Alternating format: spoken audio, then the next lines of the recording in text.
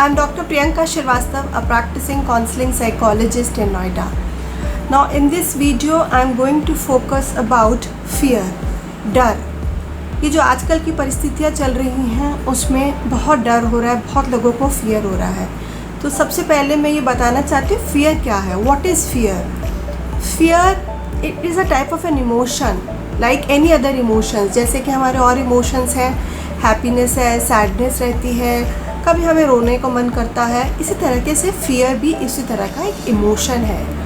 But क्या होता है फियर? जब हमें फियर होता है तो हम अपना मन का अपने माइंड से सोचना थोड़ा कम कर देते हैं, हमारा पोटेंशियल थोड़ा कम हो जाता है। And what happens is that कि हम थोड़ा नेगेटिव थॉट्स के लूप में चले जाते हैं और बिकॉज ऑफ दैट हम अपने आप से समझ नहीं पाते हैं कि अभी लाइफ को कैसे हमें हैंडल करना है। So with this fear, at times we are not able to handle our life situations. So what do we do? How do we handle our situations? हम कैसे उसको हैंडल करें, यही मैं आप सबसे भी बताना चाहती हूँ, क्योंकि ऐसे बहुत सारे केसेस आ रहे हैं। मेरा जनरली अभी इस वीडियो में फोकस रहेगा कि किस तरीके से बच्चों को जनरली हैंडल करना चाहिए। सो नंबर 1 इज़ दैट हमें अपने आप में ये समझना है कि हमें एक ग्रैटिट्यूड एप्टीट्यूड डेवलप करना है। ग्रैटिट्यूड एप्टीट्यूड का मतलब है कि हमें किसी के प्रति अगर हम किसी की हेल्प कर सकते हैं तो हम करें, क्योंकि बहुत सारे बच्चे जो आ रहे हैं, टीनेजर्स हैं और अर्ली एडल्टहुड में है, they are mostly on social media. तो सोशल मीडिया में वो देख रहे हैं और जनरली न्यूज़ नेगेटिव आ रही है, तो इस नेगेटिव न्यूज़ से उनका माइंड इन्फ्लुएंस हो जा रहा है और वो फियर के लूप में जा रहे हैं। So my request to these types of students and children is that कि डिस्पाइट ऑफ दिस आप अपना ग्रैटिट्यूड बनाइए। ग्रैटिट्यूड मीन्स आभार। कोई ऐसा काम करिए जिससे कि किसी की हेल्प हो पाए, चाहे वो इमोशनल हेल्प हो, चाहे वो फिजिकल हेल्प हो, चाहे कभी हम फाइनेंशियल हेल्प किसी के लिए करनी है, उससे आपको खुद को एक हैप्पीनेस मिलेगी। तो जब हैप्पीनेस मिलेगी तो अपने आप फियर हमारा धीरे धीरे कम होने लग जाएगा। सेकेंड इज़ दैट कि जिस तरह से मैंने कहा कि बच्चे बहुत ज़्यादा सोशल मीडिया पे, सो सोशल मीडिया हम कभी हैंडल नहीं कर पा रहे हैं। तो सेकेंड इज़ क्या है, उसके हमें लिमिट डिफ़ाइन करनी चाहिए, हमें लिमिट कर देना चाहिए।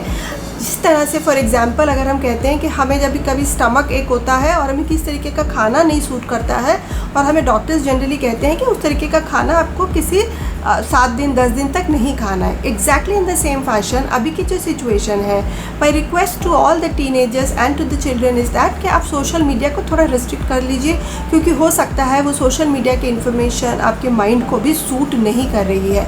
सो temporarily try to restrict that information.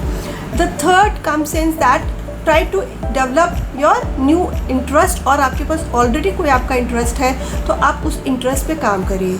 बहुत लोग हैं जो ये बोल रहे हैं कि अभी मन नहीं कर रहा है क्योंकि फियर है। सो फियर है, इसीलिए मैं कह रही हूँ कि please don't get into this loop of negative thought of fear, despite focus on your interest. तो आप अपने इंटरेस्ट पे फोकस करिए और नहीं है तो कोई नया इंटरेस्ट डेवलप करिए।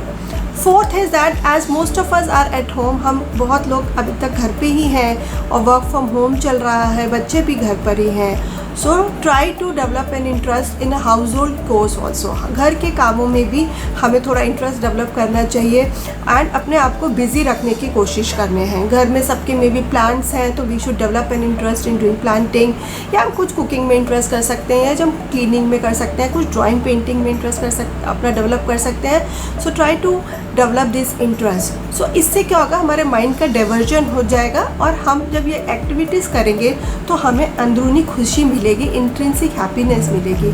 सो जब हमको इंट्रिंसिक हैप्पीनेस मिलेगी तो फियर ऑटोमेटिकली हमारा कम हो जाएगा। So it is all up to us to how to manage the fear. So I am sure that you all will be benefited with my these tips. आपको ये मेरे अगर सुझाव पसंद आए तो प्लीज़ इसको इस्तेमाल करिए and don't forget to like, share and comment on my video. Thank you so much.